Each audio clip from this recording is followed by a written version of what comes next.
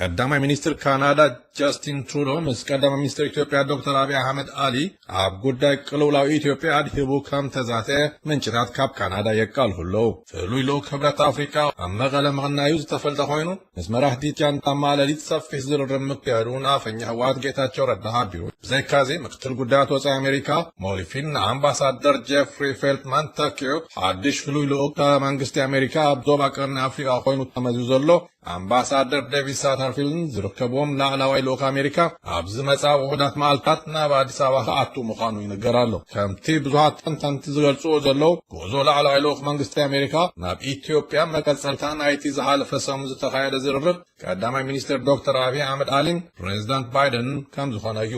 እዚ ከምዚ ኢሉ እንከሎ ውድብ ናጽነት ትግራይን ሳልሳይ ወያነ ትግራይን ኣብ ዘውፅዎ መግለጺ ኣብ ክልል ትግራይ መሰጋገሪ መንግስቲ ክምስረትን ጃንዳ ማለሊት ስልጣን ጠይቓ ክትወፅእ ፀዊዖም ኣለዉ።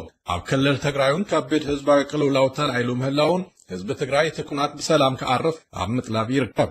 እዚ ከምዚ ኢሉ እንከሎ ሓይልታት ፌደራል ኢትዮጵያ ናብ ክልል ትግራይ ንምእታው ዘኽእሎም ምሉእ ምቅርራባት ዛዚሞም ኣብ ተጠንቀቕ ምህላዎም ሌተናንት ጀነራል ባጫ ደበለ ሓቢሩ ኣሎ። ፍሉይ ልኡክ ኦሉሴጉን ኦባሳንጆ መራሕቲ ጃንዳ ማለሊት ናብ ካናዳ ክወሃቦም ምዝርራቡን ካናዳን ኣሜሪካን እውን ነቲ ሓሳብ ተቐቢለንዎ ምህላውን ብዝተፈላለየ ምንጭታት ይህበር ኣሎ።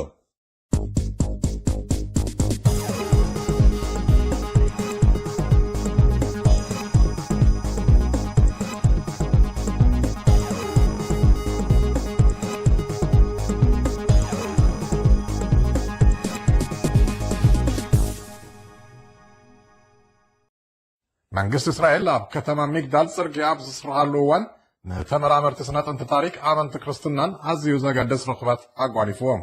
ቅድሚ 10 ዓመታት ተመራመርቲ ስነ ጥንቲ እስራኤል ኣብታ ትውልድ ማርያም መግደላዊት ዝኾነት ከተማ ሚግዳል ናይ ጥንቲ ምኩራብ ቤተ ጸሎት ረኺቦም ነይሮም። ሕጂ ድማ ኣብ ካልእ ወገን እቲ ጽርግያ ካልእ ምኩራብ ምርካቦም ተፈሊጡ ኣሎ። እዞም ክልተ ኣብያተ ጸሎት ኣብ እዋን ኢየሱስ ክርስቶስ ዝነበሩሉ ግዜ ዝተረኽቡን ከቅዱሳን ስፍራ ምዃኖም እዩ። ተመራማሪት ስነ ጥንቲ ዩኒቨርሲቲ ሃይፋ ዝኾነት ዲና ሻሎም ብዛዕባ እቲ ርኽበት ኣመልኪታ ከምዚ ትብል ናብ ቀዳሞት ዓመታት ምውላድ ክርስቶስ ዝነበረ ኣከባቢና ዘለና እዚ ርኽበት እዚ ንጹር ናይ ግዜ ሰሌዳ ዘቕምጥ እዩ። ካብዚ ዝቕድም ጭብጢ ዛጊታ ኣይጸንሐናን። ስለዚ ከዓ እዩ እዚ ኩታ እዚ ኣዝዩ ኣገዳሲ ዝኸውን ኢላ። ኣብቲ እዋን ኣብ ኢየሩሳሌም ዝርከቡ ኣመንቲ ኣይሁድ ንጸሎትን መስዋዕትን ኣብ ቤት መቅደስ የካይድሉ ኣብ ዝነበረሉ እዋን ኣብ ሚግዳል ግን ኣመንቲ ኣብቲ ሕጂ ተረኺቡ ዘሎ ምኩራብ ቤተ ጸሎት ብምዃን መጽሓፍ ቅዱስ የንብቡ ምንባሮም እቶም ተመራመርቲ የመልክቱ። ርኽበት እዚ ሓድሽ ቤተ ጸሎት ብዙ ሓበሬታ ከም ዝፈልፈለ ኣብቲ ኩታ ዝሳተፉ ዘለዉ ተመራመርቲ ይገልጹ። እቲ ንምርምር ዝኳዓዝ ዘሎ ኣብቲ ኣቀዲሙ ማግዳላ ተባሂሉ ዝጽዋዕ ዝነበረ ቦታ ኮይኑ ሰፊሕ መሬት ዝሽፍን እዩ። ኣብቲ ስራሕ ተዋፊሮም ዝርከቡ ካብ ምዕራብ ቃዛ ዝመፁ ፍልስጤማውያን ኮይኖም ናብቲ ቦታ ክኣትውን ክወፁን ወረቐት ፍቃድ እናረኣዮም ዝመላለሱ። ብመሰረት ሕጊ እስራኤል ዝኾነ ህንፃዊ ስርሓት ቅድሚ ምጅማሩን ምጽዳቑን ብተመራመርቲ ስነ ኩታ ዳህሳስ ክግበረሉ ኣሎ። ከምኡ እዩ ድማ ሓያሉ ኣዝዮም ኣገደስቲ ታሪካውያን ቅርስታት ብኣጋጣሚ ዝርከቡ ዘለዉ።